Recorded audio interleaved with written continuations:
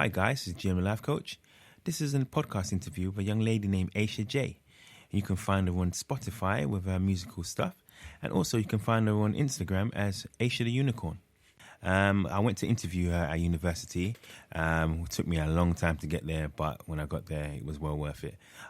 So we did 2 interviews. We did a journey interview and then an identity interview. So that'll be coming up soon. So guys, you regular listeners, I want to thank you for your support. All the people who are around the world who are supporting the podcast, I want to thank you. All the way people all the way over in Qatar, UAE, Dubai, we've got Canada, we've got Jamaica, we've got France, Spain, you name it, Barbados, we've got Clapham, we've got Streatham, we've got Brixton. We've got all of you people there supporting me. I've got people in Portsmouth, all over the place. I just want to say thank you so much. It means a lot to me. Let's try and get to 3,000 downloads. We're at 2,000 now, so we're getting there. Guys, just keep on pushing.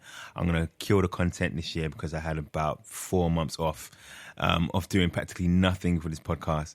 So we're going to get back to it. We've got loads of interviews, a backlog of interviews to get through. All right. So guys, remember, this is GM the Life Coach podcast. And we're going to aim to get a podcast to you at least one every single week. We will be doing journeys. We will be doing poetry. We'll be doing special editions. We'll be doing bonuses. I'll be getting some guest people to come on. We'll be doing some group stuff, have some fun. This year's going to be popping. So please keep listening, keep downloading, share, like, and subscribe to all my podcast episodes all around the interweb. Okay. Also do life coaching. So please check out my life coaching page on the web, GM the Life Coach and .business.site. You can catch me on there. And just guys, just keep supporting, man. I'm going to be doing I Am Presents, and we're going to be doing that in March. And that's going to be great. I'm going to give you more information as the more podcasts come out and more we get close to the time. So look out for that as well on the Insta. You can follow me on GM the Life Coach at Instagram, and you can follow me GM the Life Coach on Facebook. That's the one. Okay, guys, and also GM the Life Coach on Twitter. So I'm now on Twitter. So guys, hit me up on there. Follow, like, subscribe. And listen, thank you so much. All right. Anyway, I've been enough blabbling now. Take care, and let's listen to Aisha, and this is her journey. GM, the Life Coach. Hi guys, this is GM the Life Coach. I am here with Aisha. Is that right? Is that right? Yeah. She is a singer, songwriter, performer, and she's also a spoken word artist. Yeah, or poet. You know. So, how you doing? I'm doing pretty good. How you doing? I'm good now. I finally got here. It took me ages to get here, man. It was kind of all over. I went all the way to some, I don't even know where it was. It was far, and I had to go all the way back. And I got stuck at the station, and so I'm here now. So, anyway, so let's do a journey, and let's try our way back, okay? All right. So, when did you, in primary school, when did you start, being when did you get a flair for being an actress and stuff like that? I remember this one day so vividly. Basically, this was year 2, and we were all singing in class, doing whatever. And then I think the music teacher, the main music coordinator, she came in and she was like, "Can I quickly grab 4 of your kids just to come and sing for the older kids of the school?" So year 3, year 4, year 5, year 6. And then obviously everyone sort of pussied out at the time. Yeah. So they were just ooh. But I remember being like, "Oh, come on, it'll be fun. Yeah. And then me and 3 other kids, we got to go. And then I remember I sang. Well, not just me, but obviously we all sang in front of the rest of the school and a bunch of teachers and stuff. And I remember feeling so cathartic at the time. Yeah. And I was like, wow. Did that just happen? That was really cool. How old were you? I was literally 6, 7. God, but I remember that feeling. It was so. I was like, I want to do this again. Yeah. Because I realized that I just love being on stage, in front of people, being an entertainer. Something I really want to do. Yeah. So did you kind of start having excuses to go on stage with teachers. Like, let's do another play, man. Let's just do one next week. Half the time I wouldn't even have an excuse. I'd just be up. Like literally, I'd be that kid. Yeah.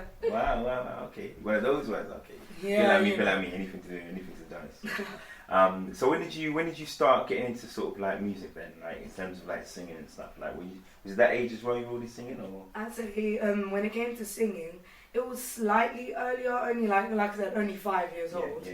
But it was when my mum enrolled me into a musical theatre company, and well, not company, but like sort of like a mini stage school sort of thing. Yeah. It's like a local one, and I remember really enjoying it. And then I sort of like put all my like crazy energy to good use for once. And then I remember I like really got into it, and obviously that's also what led me to realise like that I really want to be a performer. Yeah. So then once I started getting into that, I realised I really enjoyed musical theatre. And then fast forward quite a lot, I got into the Brit School for music. Because at first I was thinking musical theatre, but then I realised I'm not the best dancer.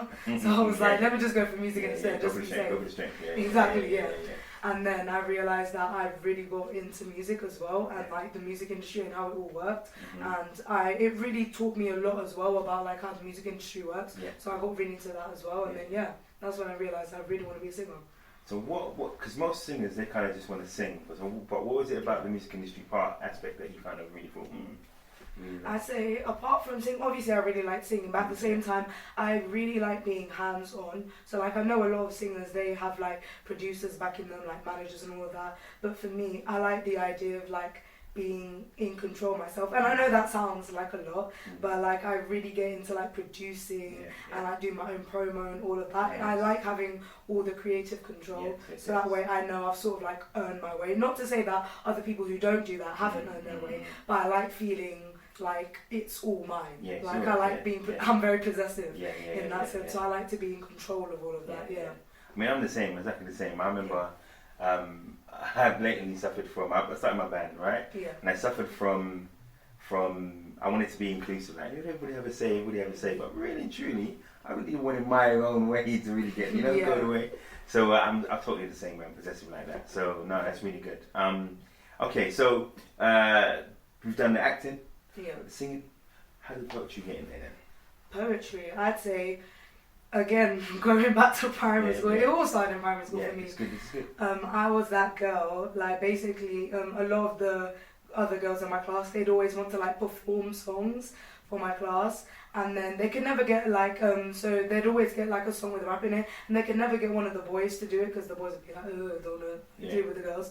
So then they'd go for me instead, and then I'd always like spend about like 2 to 3 nights just sat up like pretty late, like well up till like 9 o'clock for me at the time, but like learning the raps and all of that. And then the next day I remember one of the first raps I learned was Love the Way You Lie by Rihanna and Eminem. That was one of the first ones I learned, and I remember I performed that for the class, and I was like, I really enjoyed that, but not because it's not necessarily singing, but it's something that I always really wanted to do as well. And then obviously I'm really into songwriting as well, and I guess I really like to explore the rap element of that, because I love like rap, especially I just love like the lyricism and like sense of wordplay and all of that. Like some of my favorite rappers are like Eminem and Kendrick Lamar and J. Cole and all of those, and Stormzy obviously, and Lil Sims, all of these rappers, like they're just like, I love the word, like again the wordplay and the sort of like the way that they use their words. So with singing, it's mainly like it's the power of the actual voice, whereas when it comes to like rap and stuff like that, it's the power of the flow and the words, and that's something I've always really respected, and something I've always wanted to embrace myself, and then I've really gone into that as well. Wow. Have you ever tried to mix the two? So like melody with a bit of rap at the same time. Have you ever mixed it before? I have. Well, I've tried. Like not necessarily in recording sense, but like I've tried. Like even like I've got this song that I'm planning to release soon. I tried to add like a bit of that sort of like, I guess, hip hop sort of vibe, where it's got that sort of rhythm to it, because again that is something I've definitely been wanting to incorporate for a while. But I do know like a lot of my friends who are also singers, they do it very well, so like they'll sing a spoken word or something like that, they do shit like that, and then it just like comes out really well. So that's definitely an end goal for me, I'd say. But I've definitely been looking into that. Wicked. So we're in like Atford right now, you're at uni, it's your first week, you're fresher. Freshers, yeah. How has it been? I know we're jumping and stuff, but Yeah. I want to get this on wax. So how's it been for you? And I know we spoke a little bit on Insta, a little bit about how you're feeling, a bit nervous and whatever. But how are you feeling now? Now, now you're like, you had the weekend, it's in your first weekend and stuff. How are you feeling? I've been feeling really good actually, because even I remember on the very first day, last Saturday, me and my mum were just here, like we basically spent the whole day together after I moved in. And then I remember after she left, I just didn't want her to leave because I was like, it would become real. And then the moment she left, I was like, what the hell do I do now? I was genuinely so lost. I say after this week, I've realised that I've got a lot of really cool flatmates as well. I'm not sure, you might meet them, I'm not sure, but like a lot of them, they're really nice, they're really cool. They definitely don't live up to that expectation of like the mischievous flatmates who never clean their stuff, always clean the food and stuff like that. We're all pretty close, that's the thing, like we go out a lot together. And like this first week, it's definitely been like, not necessarily your normal uni experience, but it's definitely been one of the like best ones. Like I feel like I've had the whole experience of uni in this past week. Wow. So you haven't done any lectures yet? I've had a couple induction lectures, so even as you can see on my timetable, I've got like one more induction week, so that's this next coming week, and then then the week after that, that's when we like officially start. Wow, look at that. The Fridays are quite a good day for you. Yeah, Friday, Saturday and Sunday. Weekends are pretty much good for me. And Such a studying time, right? Yeah, we've got Wednesdays, alright. And even we like we don't necessarily get lectures, these are like seminars, so that's where we talk about the lectures and like study and stuff, but then we actually get online lectures, so that way we actually have to do it in our own time, and it just depends on if you're willing to put that time to the test and all of that, and then you go to the seminar to actually talk about what was in the lecture, and if you didn't do it, tough shit, that's your problem. And you're going to be found out as well. Exactly, Big time. So what are you studying? What is it you studying? I'm studying criminal justice and criminology. Okay, so why that subject? Wow. I'd say one thing about me is that I don't like to put all of my eggs in one basket. So like one thing I've realised being at Brit School is that I've met a lot of people who are very like, oh, music is the main thing I want to do, or whatever I want to do, like this one thing is the one thing I really want to do, but I'm very anxious in the sense that I'm like, but what if that doesn't work out? What if that, and then what if the backup doesn't work out? And then what if the backup for the backup doesn't work out? That's why I always have to like have a bunch of different things that are going for me. So like for me, obviously singing is the main one, a bit of like rapping as well and like spoken words, obviously producing as well, producing and songwriting, not just for me but for other people.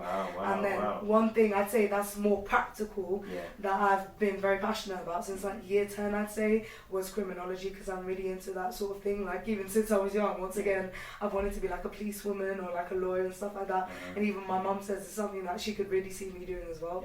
So that's something I also like to put my energy into. So that's why I'm at uni, so it's like even if the whole music thing doesn't work out, I have a degree to fall back on. So, right. So you got to make some music friends in the uni, man. I've got a couple. Even my roommate, like literally right next door, Elijah, he takes music here as well. So we're probably gonna collab at some point. I think you spoke about him in your wicked. All right, okay. So we're coming off subject, but actually, no. I want to go back. What is your ethnic mix? What's your ethnic mix? Or your parents and? So I'm fully black. My mum's from Sierra Leone, born and bred in Sierra Leone, and my dad's born and raised in Guinea. Both from the same ethnic group though, so they're both Fulani. So that's originally like, Fulani people originally come from Guinea, but then obviously my mum's family, they moved to Sierra Leone at the time, and then they were born and bred there. Alright, brothers and sisters? I've got one older brother, he's 6 years older than me, and I've got 2 little sisters. Here's a picture of them. Yeah, right there. Well, that's the youngest one. She's just turned 6. That's Umnu. And then this one, she's going to turn 8 in November. That's Izza. Oh, man. Okay. So meet the family kind of. Alright, okay. So, a little bit off subject, but I wanted to get it all in there. So, in terms of, from primary school going to secondary school, what was that transition like from primary to secondary? The transition, I remember primary. I'm not gonna lie, I wasn't the best one.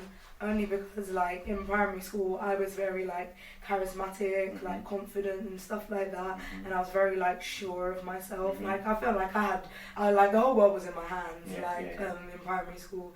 And I say because I had that sort of happy-go-lucky personality at the time, that didn't necessarily bode well in secondary school, at least in the first year of secondary school, because you know secondary school is everyone's trying to be cool and all of that, and then the thing is when you have one person